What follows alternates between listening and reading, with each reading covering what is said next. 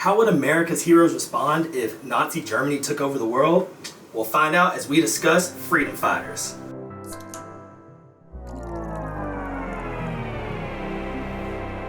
Happy 4th of July and welcome to the Oblivion Bar, a safe haven for all DC comic fans. I'm your host, Khalid Hill, and today we are going through Freedom Fighters by Robert Venditti. This is the first 6 issues of the series, and we are super excited to give it to you. Guys, we're actually not in our typical Earth. You know, this is happening on a different Earth within the multiverse. So Ethan, can you tell us where this book takes place? Yeah, of course. So, as a lot of viewers may know or may not know, DC takes place in a multiverse. There are many different Earths, and this one takes place on an Earth called Earth X. Earth X is a little different because the Nazis won World War II. They're called the Razzies now, so if you hear us, they're kind of interchangeable, so either way we say it, that's what we're talking about. The Nazis mostly won the war on the back of Overman, who is Superman if he happened to fall into the hands of Hitler in Nazi Germany rather than a small town in Kansas. The freedom fighters are trying to fight back and take America back for America. Yeah. And that's sort of where we are now with freedom fighters. Yeah, so like we said, we have this group called the Freedom Fighters, and we actually have 2 different iterations of them. We have the first group of freedom fighters from like the 60s, which is composed of Jesse Owens, Human Bomb, Dollman, and Black Condor. What do you guys think of this first group of freedom fighters and their fate? So, I thought it was an incredibly interesting way to start off because they actually suffer a horrible fate. Initially, they fail their mission and, retaking America, and, they're publicly executed. It's awful, and then Uncle Sam disappears off the back of that as well. Mm-hmm. So, very typical DC in the fact that it's kind of a dark intro to it. But at the same time, I thought it was a very interesting way to start it off and then push forward to the second generation that we will see later. I was a little distraught, to put it to the least. We got the Nazis that won, and then, at some point I was, they're lining them all up to be executed, and at some point I was kind of like, when is Human Bomb going to actually explode and just kill everybody? But they already had a plan figured out for that so they could execute him publicly without killing everybody. Mm-hmm. And everything just looks like it's going to crap. Yeah. That's it. Yeah, it basically shows what a tough spot America's actually in, because we're all American. We're like, yeah, of course America's going to win against the Nazis. And then we just see America's heroes get horribly outmatched and murdered in a public sphere. And we're like, oh, this isn't going to be a typical America's going to win type of story. Oh, definitely not. It was actually really, I think with the art, they did a great job showing how terrifying the Plastique Men are. It's like Earth X version of Plastic Man, but there was a lot of them, and they were extremely killer and vile and creepy. Not funny at all. Not funny at all. Just super creepy, but also like the public execution part of the original Freedom Fighters, and then playing it for the entire American nation. Like making that a national holiday that they're just gonna put their execution on repeat. Loop. That is some psychological oppressive stuff right there, and I feel like that's what actually happened with Nazi Germany. But it is 4th of July, and I don't want to go too much on Nazi Germany. I want to talk about America, and we want to know what you brought for us to drink today, Joe, for this oh so special day. Well, for starters, happy birthday, America. Happy birthday. Happy birthday, America. Okay. Didn't spill any of that. So far, so good. So, what I brought was from Pivot Brewing. Their owner, actually, their grandmother, was a actual real-life Rosie the Riveter in World War II.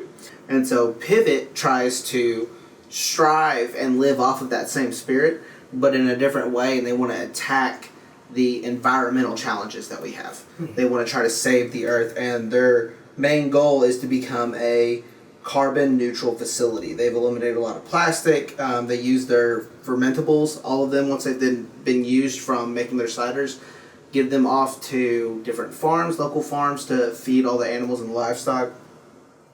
They are trying to be a quote-unquote pivotal organization in our fight not to destroy the earth. Didn't. Exactly. This cider is called Thistle. The ABV is 6.1. I do not know exactly where it lies in semi-dry, semi-sweet, dry sweet. All I do know is that it is good. Let me hear your thoughts on this one, guys. Yeah, I mean, agree. Honestly, this is probably the best cider that I've ever had. And granted, while I haven't had a ton of ciders, this definitely is the top of the food chain for me. It's floral. It's got a lot of flavors to it. A lot of ciders I think are kind of basic. You get your typical apple, you get your sweet, a little bit of sour in there, and your bubbly. This has a lot going on for it. It's floral, sweet, not too sweet, very drinkable, and yeah, I thoroughly enjoyed it. Again, top of the line cider. So excellent job, Pivot. Yeah, this is absolutely excellent. It is definitely the best cider I've ever had, and I don't see a cider topping it anytime soon, ever. It's absolutely incredible. I got raspberry. I got ginger that lingers. It's almost kind of spicy, at least in the mouthfeel. I would definitely have to give it a 9 out of 10 stars. Yeah, I'm right up there with you. I'm going to say 9.5 out of 10 American flags. Easy. Yeah, and I'm going to even go further than that. I'm going to give it all the way 10 out of 10 American Eagles. Let's go, Pivot. 10 out of 10 bald eagles. You guys should definitely buy this. It's incredible. Awesome. Well, this is clearly a choice beverage. But getting back to the story, we talked a bit about the earlier rendition of the Freedom Fighters, but we get a modern group of the Freedom Fighters that is composed of Doll Woman, a new Black Condor, Phantom Lady, and Human Bomb. Do you think this new group of Freedom Fighters is capable of doing what the first group couldn't? Yes. Hands down, yes. Because when you first see them, they instantly get faced with this gigantic Nazi robot, and they take it the heck down. They whooped its butt, they left it on the ground, and they looked at everybody that was sitting there, and they said, "Let's go, America." They all got hyped and everything like that. It was wild. I was sitting there reading the comic, like basically cheering at the same time. It was crazy. And I think it's really important. Right after that, they had, several other of those big-ass robots come in, and they're like, no, we understand our limitations more. And they said, nope, that's not the fight that we want right now. That's not our mission. That's not our goal for this particular mission. So they bugged the hell out of there. And I think that's a main difference between the old Freedom Fighters and the new ones, is that our new Freedom Fighters, I think, understand their capabilities and the Nazi capabilities more than the previous ones did. Yeah. Mm-hmm. It's all about having a plan and carrying it out. And that's what this new group of Freedom Fighters is doing. They're focused on, we're going to get some media attention, we're going to get in the headlines, we're going to give people hope. Uncle Sam's going to come back, and then we're going to kick ROTC ass. Hell yes, brother. Dude, they're so methodical with everything that they do. Speaking about their limitations, they know when to pull back, they know when to push through, and I love it because no one on the team is just there to flex their muscles or whatever. Like, they are dedicated. They have thought through X, Y, and Z. Their plans are to bring back Uncle Sam by reminding Americans of the hope and beliefs that the country was built on. So what do you guys think of Uncle Sam as a character? What are your thoughts there, Ethan? I love Uncle Sam. I think it's just so interesting an idea in the first place. He is the spirit of 76. He's the hope. He's the freedom. He's everything that America believes in. And as long as someone in America believes in him, he's going to be out there punching Razzies in the face and making sure that America's as free as it can be.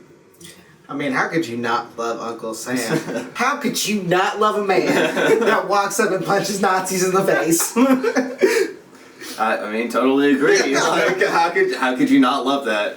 No, I think it's awesome, and not the first time. To be fair, we've seen this idea. I'm going to bring up a interesting reference. We throw to the Tim Allen Santa Claus movie.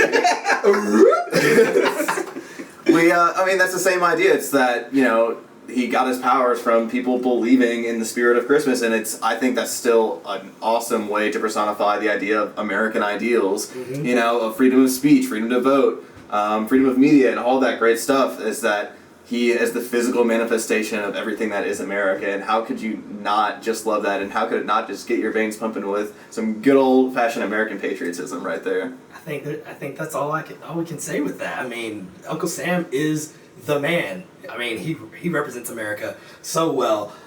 We do have some amazing heroes, but we have some villains that are worthy of so much hate. So, speaking of our villains, what do you guys think of the Hitlers? They're crazy. They're absolutely crazy. They're built on oppression and putting people down and controlling the minds in psychological and physical warfare, whatever it costs, just so they can be at the top. It's completely absurd, and I don't understand where their mind thinks that that's okay. And I think that's, again, like a great job of having the representation of the old Nazi Germany regime, right? Just absolutely built on oppression. And, I think it's interesting that they disperse, like, kind of that craziness across a couple different characters. Specifically, the son. He's just absolute psychopath. Yeah. Just absolutely about torturing people, sociopath, like insane. There's literally nothing redeeming about the qualities of any of the characters, and I think that's how it should be for this book. Yeah, I do want to talk about the Hitler that's currently in charge, though. Hitler's actual son. Yeah. Whereas, So the second? Yeah, Hitler the second. He's, I think, such just a weak Hitler. He's like, sort of just can't get anything right. He's really just not good at what he does. He literally is only in charge because he's Hitler. Did it actually go through a period where it was like the father died and he was like, oh, I guess and everyone was like, you're the further now, and he was like, oh, okay. Yeah, he's just not cut out for the job. Yeah. And really, like, it's so funny that we have this character named Hitler who can't even fill the shoes of Hitler. And but on the other hand, you have his son, Hitler the Third, who goes by Eddy or whatever. That dude is a psychopath. Like you mentioned, he is insane. That part where Hitler the Second and Hitler the Third interact for the first time, and weak old Papa Hitler is talking to his psycho son, and he's just like, wait, is that blood on your pants? And Psycho Hitler pulls out a finger out of his freaking pocket. And I was just like, holy crap, this dude is insane. And you see him torturing people throughout the book. Like, that was just the first scene we get of him, is he's torturing someone. So, yeah, they are psychos. And they're not even the only villains that we have in this book. We also, like you mentioned earlier, we have Overman, the Earth X Nazi equivalent of Superman. Does the team stand a chance against Nazi Superman? No, but luckily, we find out they aren't really facing the true Overman. The true Overman has gone. He's in some type of psychological, ideological crisis, and he's not even on Earth as far as we know. Yeah. This is like a mecha Overman. So I think that can give the team hope, because I don't know if they would really stand a chance against a real Superman, because, I mean, let's just be real. Superman's OP all the time. I mean, unless they legitimately had kryptonite in their belt, then I don't know what else they could actually do. You're right. Well, on this Earth, I don't even know what Overman's weaknesses are. I don't know if his weakness is kryptonite, but yeah, Overman is the Earth X equivalent of Superman, but this cyborg Overman is the Earth X equivalent of cyborg Superman, who I am a really big fan of his character, especially after, the death of Superman. You read about him in The Reign of the Superman, and I think Hank Henshaw. Here we have him as Heinrich Henshaw, and I thought that was very well thought out, but I do agree. I think it gives them a little bit of hope, because they're not dealing with, the real Overman. Yeah, and I love that we see, leading up to his fight with the freedom fighters, we see him in this chamber where he's just constantly getting barraged by, like, the Fuhrer is your leader, you have to listen to whatever the Nazi regime says, and, like, they're talking about, like, can we actually control this guy? Like, do we know what we're doing? And they're like, we don't really have a choice. Yeah, some serious foreshadowing, I think, for sure. Yeah. So, do you feel like in this book, Venditti really captures the essence of what America would be like if it was under Nazi control? But I would say, based off of my understanding of what Nazi Germany was like, yeah, that's pretty close. There's a lot of fear-mongering. There's a lot of intelligence that they're not allowing the people to see. It's just all of the stuff you'd assume Nazis would do to keep control. It's all about not letting the people know, not letting the people have hope, just fear. Yeah, like reading this, it really made me think about, man, like we are super blessed to just have the liberties and freedoms that we take it for granted. But like in the first issue or so, you see that the kids aren't even allowed to play baseball because that was America's pastime. They were shipping people of color and people of different sexualities and whatever they're putting them in concentration camps. And they're enslaved, I thought that Venditti wrote a spectacular book in that sense. I enjoyed it all the way through. And side note, this book sales are very low, but it is one of the most underrated books out. So if you are not reading this, you need to get on it because it is awesome. But who was your favorite character? I don't know. Who did you guys like the most out of this book? I'm gonna go with Human Bomb. I think he is by far one of the most interesting characters in the book because he's fighting for freedom, he's fighting for Americas, he's fighting for these ideas, and yet he is given up all this freedom in order to do it. He can't have human contact. He can't not wear a suit. He can't eat something without the possibility that there will be a huge explosion. Yeah. If I may, piggyback off that, I think a phrase that's kind of thrown out there a lot, like freedom isn't free. We have, our soldiers that, go and they give up their freedom. I mean, as someone who's been in the military, to an extent, I've given up a portion of my freedom to serve my country, and that's unfortunately what has to happen. Not everyone can have freedom for the majority of the populace to have freedom. And I think Human Bomb is a perfect personification of that. I really like the Black Condor. He's just a really cool character to me. Things that he's been through and his strive to just be like, I'm still going to do what's best. This place attacked me, but I'm going to fight for them anyway, and I'm going to do what's best for the people. That just really, that's just really awesome. Yeah, I loved his dedication. He does stand out to me as a leader in the group. Initially, it was not his choice to do this, but this life was forced upon him.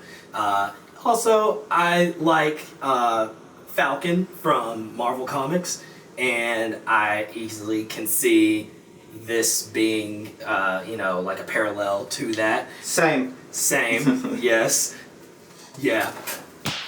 We're well-rounded. We read Marvel Comics too. But that is just about all we have time for today, guys. We really love this book. I'm telling you, it is very underrated. One of the best series, I think, currently on the shelves right now. So make sure you go out and find it. I will be including a link to where you can purchase that in the description below. And if you like this discussion and want to hear us more, make sure you hit that little like button. And also, if you want to go find our other videos, hit that subscribe button, click that bell so you can know whenever we upload. On top of that, we're on social media. We are on Instagram, Facebook, and Twitter at Bar Oblivion. Question of the week. Which freedom fighter would you like to know more about? Leave your answers in the comments below, and we will catch you guys next time at the Oblivion Bar. A large fresh orange juice, please.